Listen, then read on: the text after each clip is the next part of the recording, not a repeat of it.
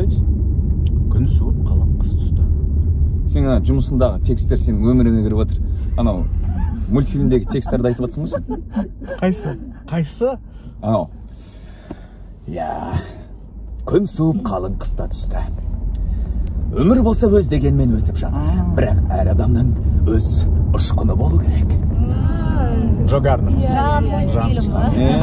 Расымен. Ал менің көңілім жабырқаулы. Эй, Олаф, саған не болды?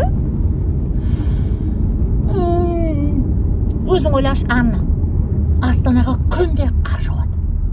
Ал түнде сары машиналар келіп, барлық қарды тасалап тастайды. Ал олар менің бауырларым ғой. Онда тұрған не бар?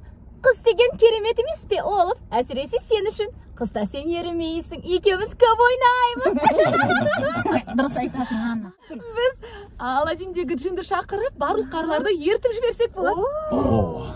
Мен қалай айтсам екен, мен сиқыршы болсам да ондай нәрсе менің қолымнан келмейді. Өйткені қар деген ол табиғаттың заңдылығы. Ал Алисадағы қалпақшы болсаңыз ше?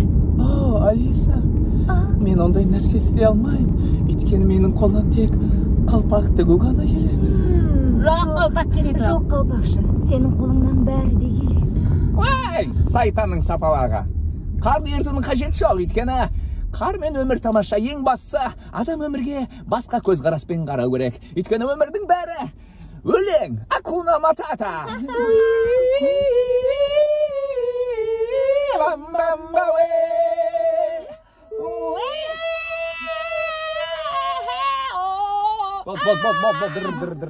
Балалар қуып кетті кішкене.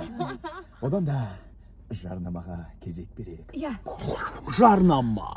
Жақында Қазақстандағы Уолт Диснейдің ресми жалғыз киноконцерті өтпекші. Бізді ғажайып шоу күтіп тұрғанына сенімдімін.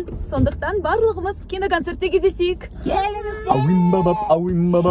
қазақша мультфильмдер көріңіздер.